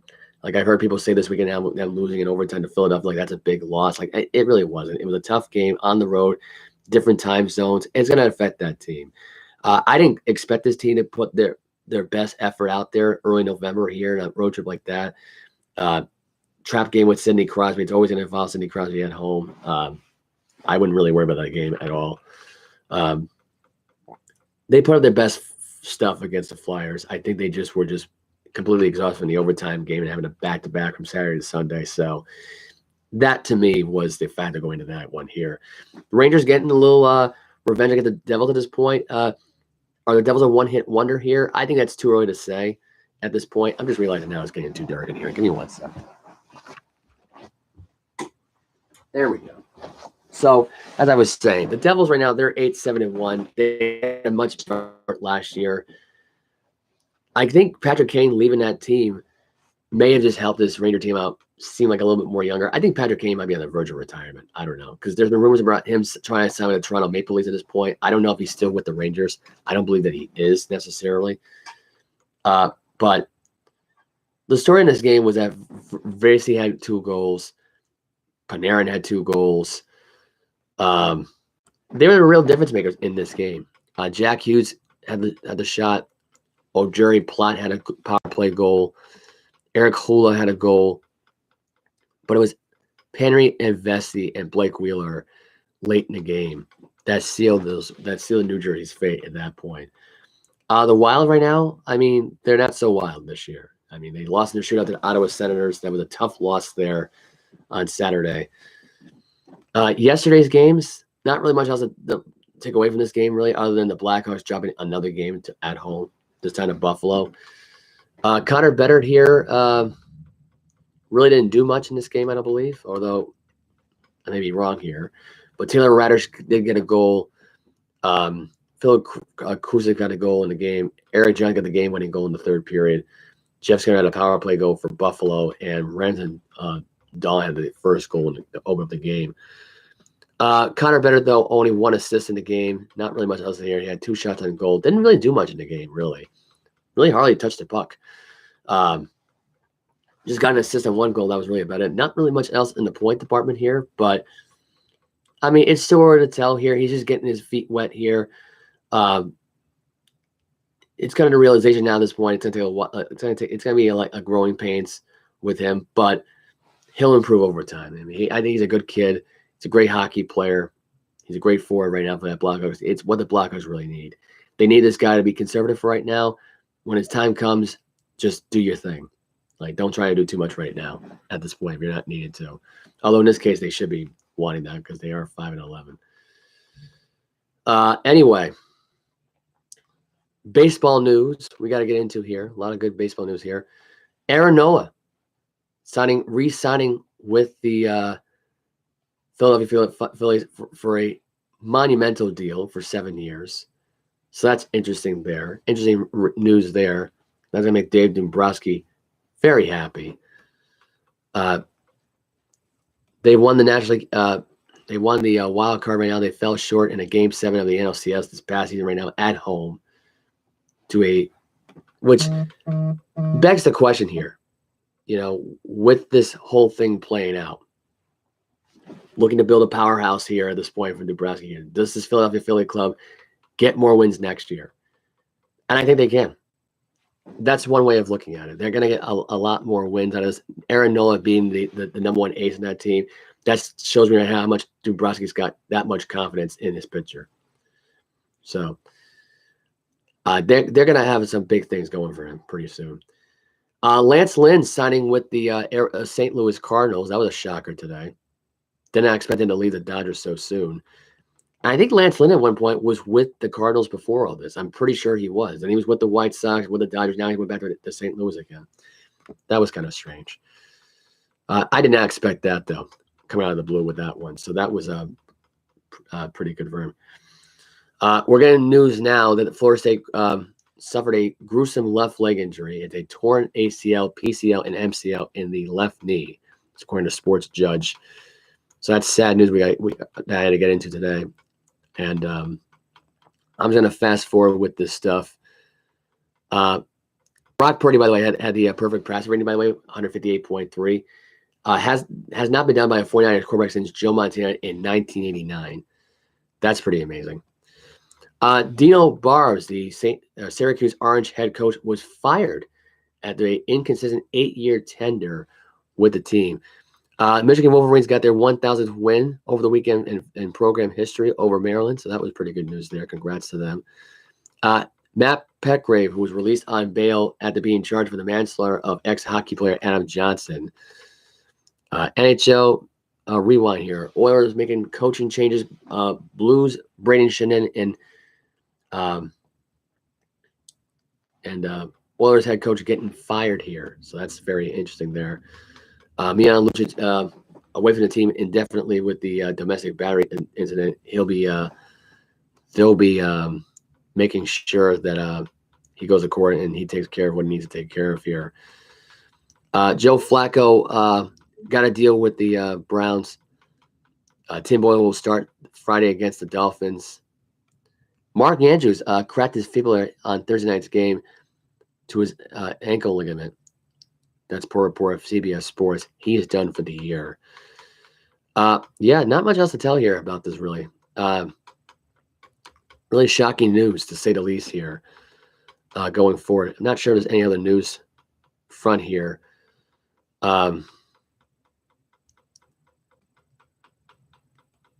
Let's see. I'm trying to figure out what we need to talk about here on this whole thing. Oh, yeah, college basketball. That's right. I just realized I forgot one other sport. Let's talk college basketball here that happened this past weekend here. Let's start off with Friday's games. The Miami Hurricanes, 12th ranked Hurricanes, beat Georgia 79-68 in the Bahamas Championship. The Miami Invitational, 9th ranked Duke beat Bucknell 90-60. 17th ranked Kentucky beat Stonehead 101-67. 18th Michigan State beat Butler 74-54 in the Sunshine Slam Beach Conference Championship. The Jacksonville Classic Coast, 23rd North Carolina beat UCRV 77-52. 21 ranked Villanova beat Maryland 57-40. 24th ranked James Madison beating Radford 76-73. Arkansas losing at North Carolina, I think it's CG, 78-72. 13th ranked Texas A&M beating ORU 74-66. 23rd ranked Illinois beat Vasco 87-64. Third ranked Arizona beating Belmont in the Bahamas Championship 100-68. Saturday, Bryant Bulldogs pulled off the upset over Florida Atlantic in the Bahamas Championship 61-52. Creighton, 8th ranked Creighton beat Texas Southern 82-50. And yesterday's Bahamas Championship, you had Miami beating Kansas State 91-83. 12th ranked Miami getting the win, improving to 5-0. 19th ranked Texas beating Louisville 81-80 in the Empire Classic. UConn won by 20 over the Empire Classic over Indiana 77-57. They remain undefeated, and they remain to be the 5th seed. Michigan State, 18th ranked Michigan State beat Alcorn 81-49. Third ranked Arizona beating University of Texas something 101-56. 23rd ranked Illinois beating Southern 88-60. 16th ranked USC beating Brown 81-70. And 6th ranked Houston beating Dayton 69-55. In the game yesterday, was there Bronny James playing yesterday for USC? Doesn't look like there was. He was sitting out supporting the team. He'll be on the court hopefully soon enough. But yeah, the very interesting weekend in college sports. I must say this was a very interesting weekend. URI lost the Hall of Fame tip-off in Springfield, Mass, 78-57 over Washington State. They now dropped to 3-2. They were 3-0 to start. They lost 2 straight games. They lost at Washington State and at Northwestern back-to-back. So they had a lot of traveling to do in back-to-back games. Very tough to get back from that. Charlotte beating George Mason 54-49. Wichita State beating St. Louis 88-69. And, of course, Houston beating Dayton 69-55. Dayton also drops a 3-2 as well. LaSalle beat SNID 79-78. VCU beating Seattle University 60 I think that's Seattle University. I'm not sure about that one. What is this school here? Is this Seattle? It is in the WAC. 60-56. Never even heard of this team. Loyola Chicago beating University of New Orleans 73-70. George Washington beating New Hampshire 79-67. That was on Saturday. For Friday, you had Hartford beating UMass in overtime 78-75. Dayton getting the win over St. John's and beating Rick Pitino. Think about that for a minute. Davidson got the loss at East Tennessee Southern University. Auburn got the win over St. Bonaventure. Vermont beating St. Louis by 10. Fordham beating Norfolk by 13. A lot of big stuff in the Atlantic 10. Big East basketball, as far as I know, not much happened. I know Kansas State beat Providence in overtime in the Bahamas Championship 73-70. DePaul losing to South Carolina 73-68. St. John's losing, of course. Georgetown beating Mount St. Mountain. I don't even know what that score is. I always botch it. 83-72. Washington beating Xavier 74-71. Seton Hall beating Wagner 72-51. I already mentioned about Creighton already here. Providence beating Georgia, the Bulldogs, 71-64. San Francisco beating DePaul 70-54. Xavier beating St. Mary's 66-49. This is the first time, by the way, that they're under 500 St. Mary's and not ranked. Something is wrong with that school. Anyway, St. John's beat Utah 91-82. They went into Utah in the Charleston Classic. We got Big East basketball on tonight. It's UConn at Texas. 5th-ranked UConn facing 15th-ranked Texas. We have UCLA playing at fourth-ranked Marquette. That's in the Big East tonight. Tonight for top 25, it's Purdue at Gonzaga. Second-ranked Purdue at 11th-ranked Gonzaga. You got St. Joe's at 16th-ranked Kentucky. Tennessee earlier today in the Maui Invitational beat Syracuse 73-56. Wisconsin playing at Virginia. UConn is at Texas. Colorado is at Richmond. Number 1 ranked Kansas is in the Maui Invitational taking on. I want to say this is Champaign University. I think it's not giving me the name of the school. Anyway, coming out of this college basketball weekend here, there's one thing I got to highlight about this is that UConn's still a strong defensive program. They still got a strong defensive core. Their players are young. It's hard to replace a starting 5 like that you had last year. But that team is just a real strong team now. They're a lot stronger, a lot better recruiting, which is why Dan Hurley wanted to go to UConn in the first place. I get it. I'm not butthurt by the fact he left URI. I am a little bit. But it's worked out for them. They're in the top 5 in the country, so that makes it even better for them. Miami's been pretty awesome to watch. They've been impressive. They had a great run last year in the tournament, I thought. They were a real difference maker there. They should have been in the championship this year. It's really been surprising, really. You know what's also been surprising this year? St. John's not being ranked this year. They're 3-2 in the Big East, but Villanova is. And I got to say right now about Rick Pitino so far as a head coach there, I'm kind of surprised this team's not in the top 25. I'm kind of surprised Villanova's a little bit better than they are. I mean, even with Jay Wright gone, I mean, as a head coach, that whole landscape of that school completely changed. But they're starting to get their identity back a little bit here. Duke is still Duke. I can't wait for 2024 to see Cooper Flagg play basketball. He is one of the best basketball players in the country, and he's on one of the better schools in the country in Duke next year. But right now, so far, pretty good stuff from Duke so far. I'm not too thrilled about the fact that they lost to Arizona at home, but I had to go over there. They play really great defense. Yes, against a weak school, but they got a really good thing going. Mitchell scored 20 points. He had 6 rebounds, 2 assists. McCain had 17 points, 10 rebounds, 2 assists. Flipkowski had 10 points, 6 rebounds, 1 assist. And Proctor had 13 points, rebounds, and 4 assists. Roach didn't do much of anything in this game. He had 9 points, 0 rebounds, 0 assists. He was 3 for 5 shooting in the game. Roach has been a difference maker on this team. He's a veteran leader on this team. So it does make things interesting there for Duke. He's still around. So that's a good thing for them. It seems like any opponent that plays Stonehead, they're going to score over 100 points. Reed Sheppard at 25 for Kentucky. Reed Sheppard here is a really good shooter. Really good shooter for this Kentucky Wildcat team. He's a difference maker on that team. If he has a bad game, I think that's an issue for Kentucky. Otherwise, they've been good so far up to this point. Not sure what's going on for the Atlantic 10 tonight as far as is URI playing again. I don't believe they're playing again until I know they got George Mason playing San Diego State tonight. You got Colorado at Richmond, Fordham at Kent State. For Tuesday, Duke is playing LaSalle in the Maui Invitational. LaSalle is surprisingly undefeated going into this game, so that'll be their first loss.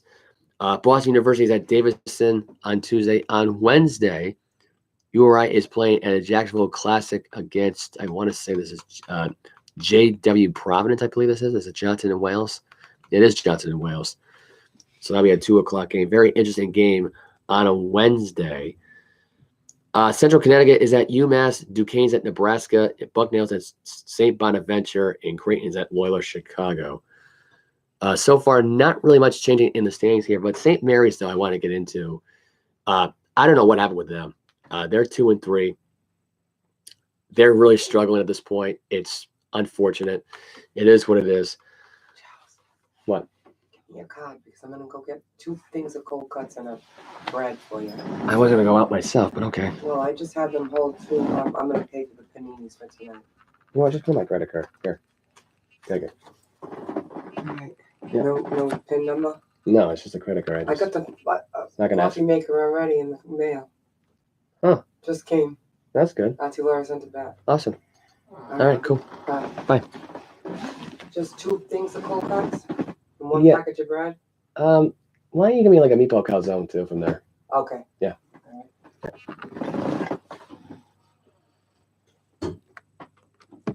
Anyway, sorry about that. Oh, I didn't even realize I was still sharing the screen with the Zach Wilson's normal screen on here because I wasn't. Anyway, really long. Actually, it's not as long as I thought it would be. I thought I was doing a lot longer than an hour and a half here. I'm an hour and 31 minutes on the Marys again. I want to get into this one before I was interrupted. Let me just find the conference they're in, which is the WAC. Is it the WAC they're in? I think. Oh no, it's not the WAC. It's the oh god, what am I thinking right now at this point? They're in Gonzaga's way. Gonzaga must be the WAC, I think. They have to be. Let's take a look. Gonzaga. Let's take a look at their 11th. They are 2-0. They've had a really easy schedule. They've not played a lot of games this year. They've only played Yale and Eastern Oregon, so that's not much to.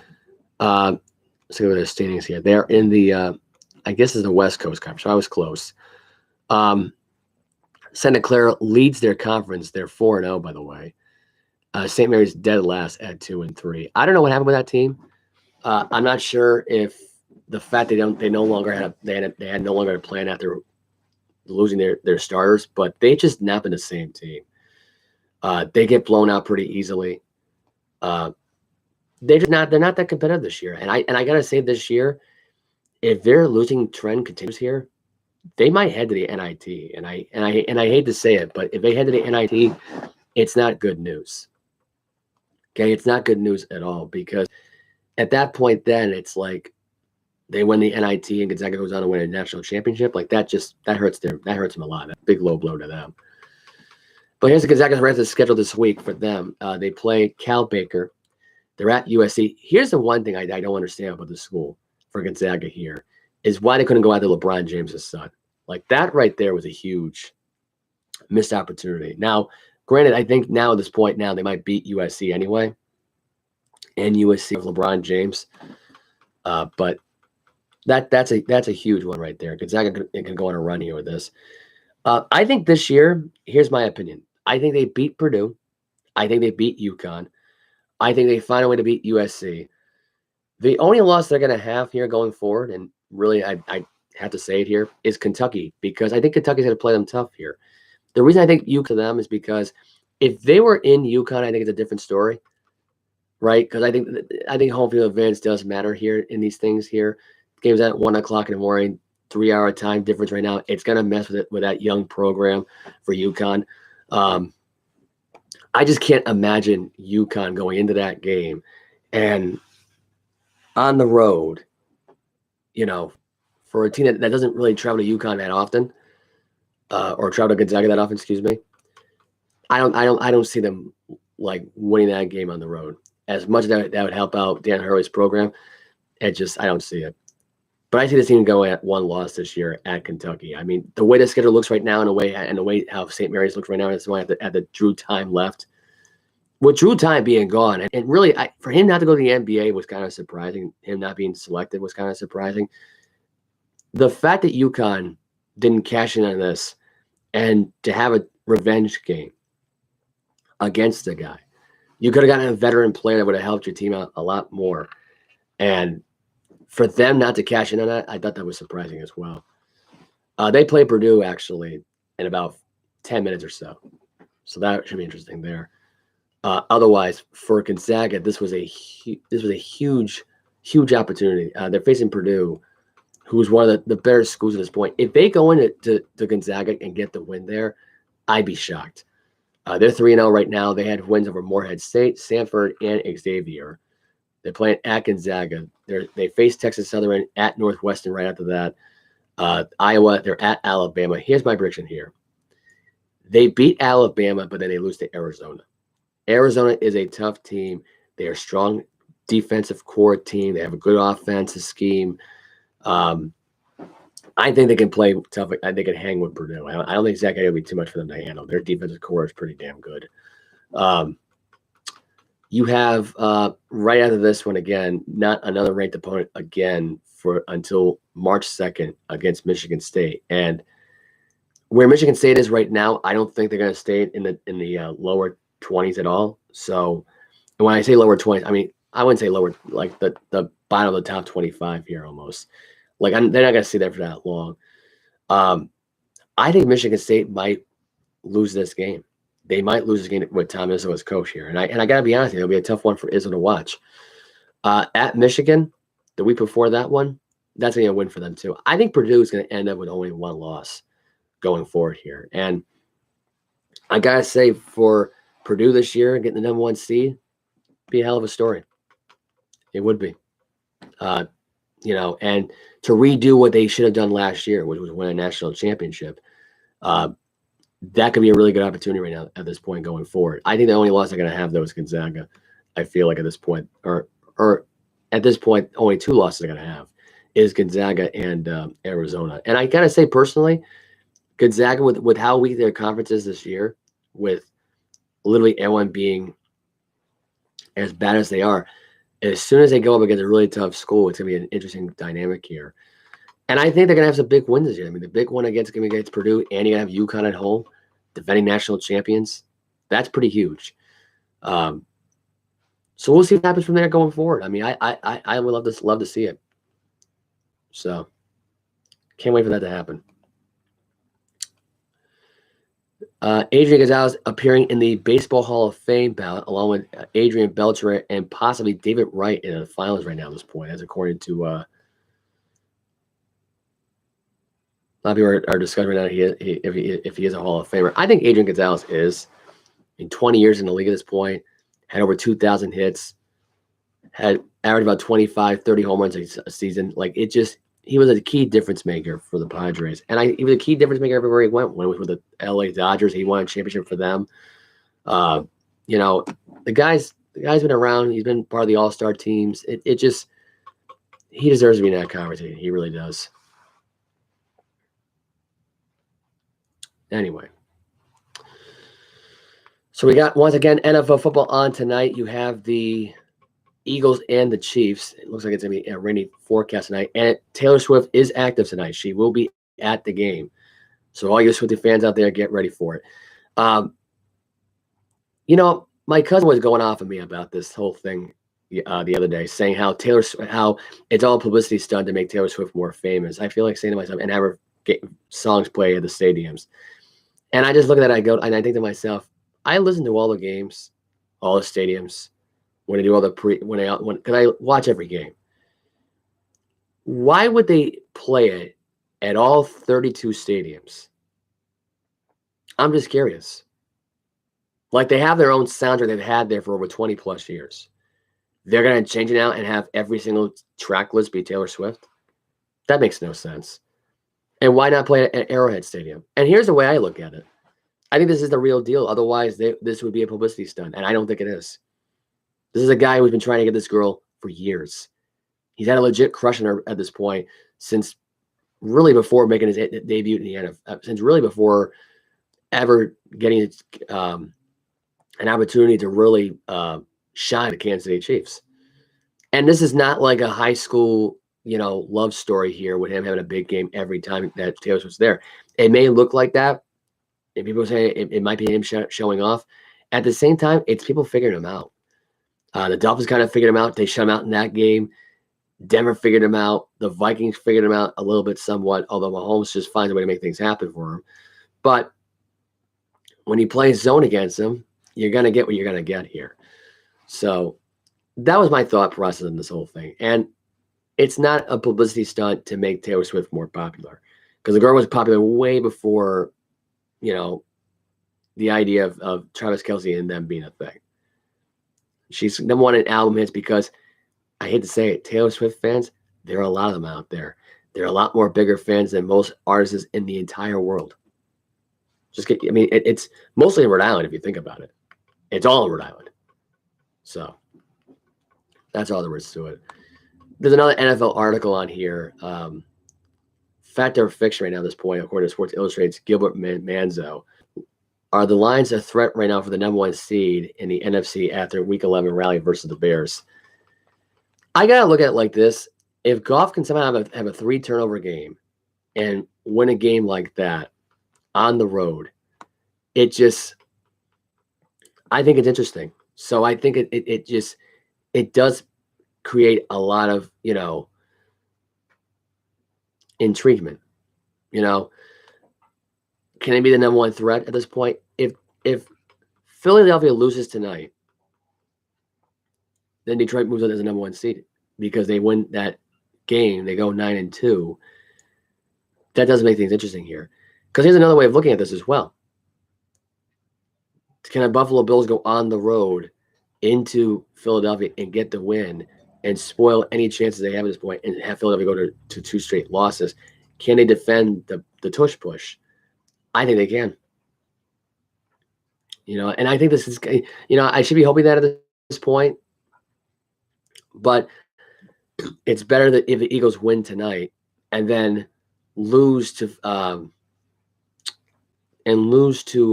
Buffalo on Sunday, because it's a hot rally there. They're overlooking Buffalo a little bit, focusing on this game right here. You're getting back-to-back big-time games. One on the road, one at home.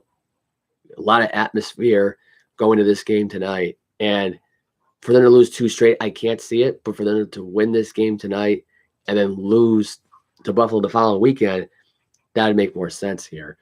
But for Detroit here, this is what this guy wrote. The Lions did more than just avoid one of the biggest upsets of Week 11 in rallying against the Bears on Sunday, and they're raising a double-digit fourth-quarter deficit to beat Chicago 31-26. Detroit now has the inside track for the top seed in the NFC, but Dan Campbell's squad still has plenty of competition for the coveted number 1 spot with the Cowboys, Eagles, and 49ers in the mix.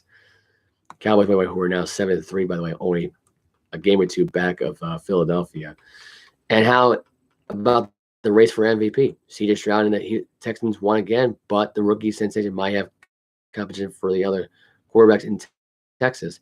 Dak Prescott has another standout performance as the Cowboys cruise against the Panthers on Sunday. So my view here is this. I think if Detroit goes at 9-2 right now and Philadelphia loses here, the Lions go 9-2 and they stay in that top spot.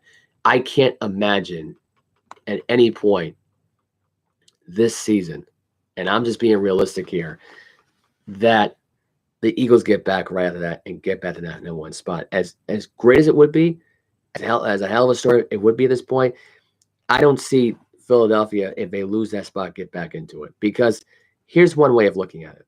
They're 9-2 after they beat the Green Bay Packers. Just look at it that way. They're 9-2 because they're going to beat the Green Bay Packers.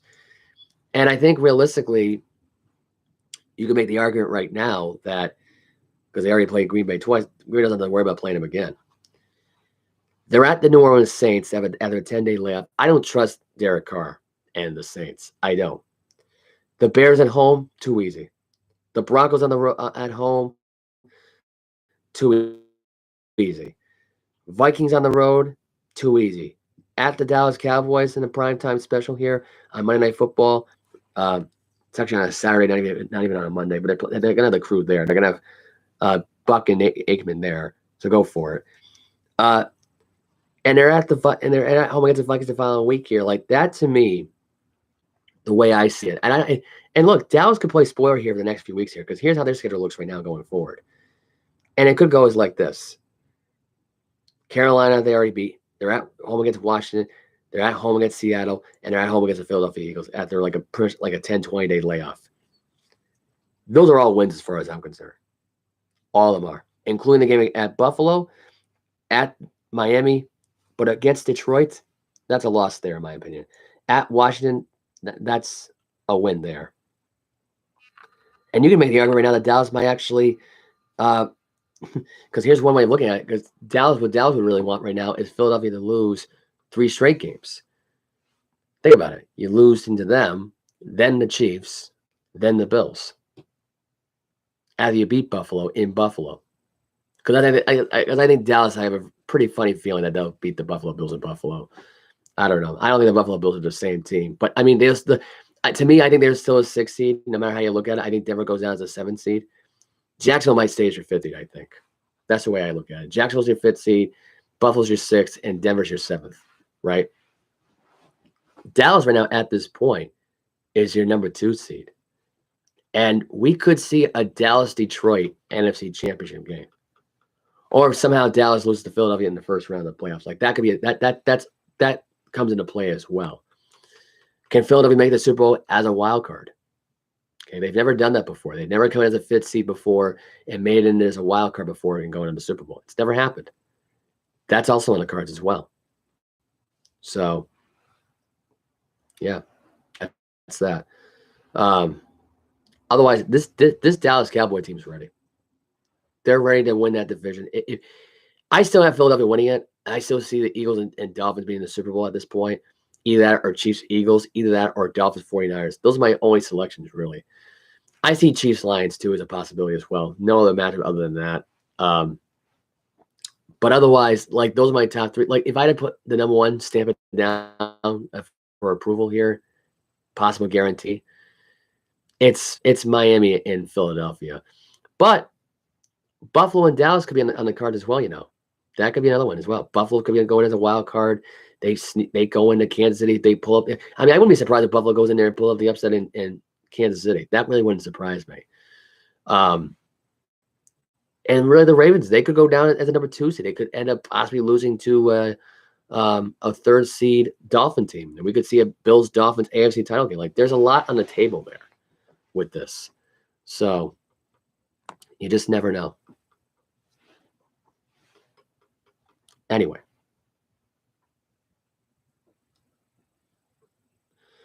So, that is the end of the show.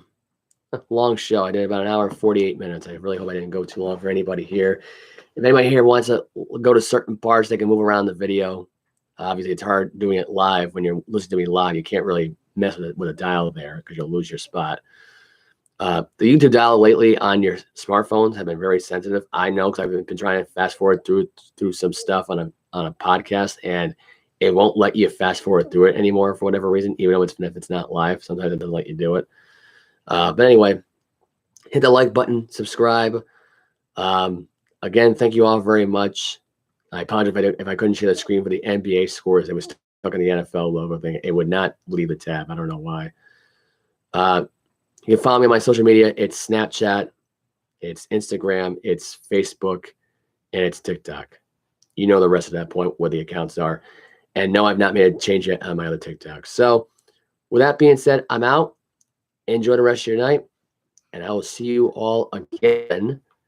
Yes, you will. You will see me again on this very program tomorrow. And here's the story with the schedule, by the way, and I just figured this out right now because it's going to be easier for me. There is no show on Thursday, obviously, because it's Thanksgiving. I'm not going to do a show on my favorite holiday. That's just pointless. However, there will be 2 shows this week. There will be a Friday show, and I've already decided for this for college football because it's going to be way too many games to recap on a Monday. So, college football weekend Saturday is going to come up that Saturday night. So, after the 11:30 game, I will be, and I will probably be getting home late from work as well, but I will be on the podcast, and I'll probably even do a live review. I'll review all the college football games and stuff like that. I'll be up all night at that time. So there will be 2 shows this weekend coming up. It'll be this Friday and it'll be this Saturday. My first Saturday show in God knows how long. So Friday, Saturday is the schedule this week. Monday, Tuesday, there is no show on Thursday. If I got to do a live review for some other things, I will. Otherwise, I'll just post the stuff and post the scores on there on my social media. I'll do it on my story. I won't even get a chance to cover it at that point. It'll be too much to cover. So I'll be posting most of the scores. I can't post college basketball. They put a privacy thing on my thing, so I can no longer post for their thing. I don't know why. But anyway, but yeah, I will be on the show Friday and on the show Saturday for recapping the NFL game that was on the Thursday night game, which was on this week, which is all the Thursday night games. I'll give you the preview for that right now. It's Packers Lions on Thursday, 12:30, 4:30 is Commanders Cowboys, and the Friday or Thursday game, I should say, sorry. Thursday night football is 49ers at the Seahawks, and I think it's on Amazon Prime. Either that or it's on NBC. I don't know who has that channel this time around. Friday is Dolphins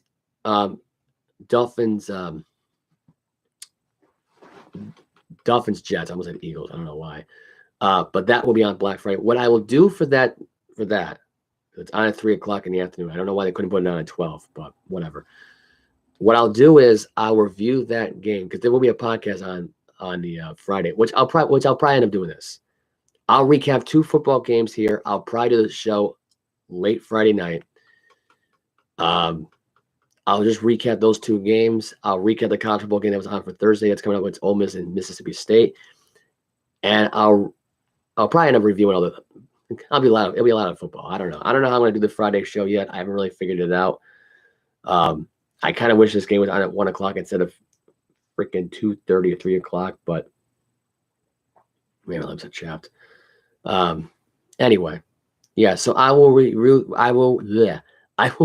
those games.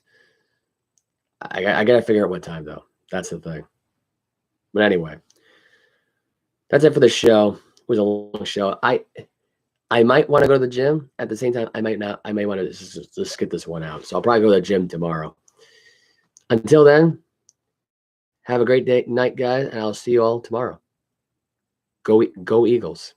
Fly, Eagles, fly on the road to victory.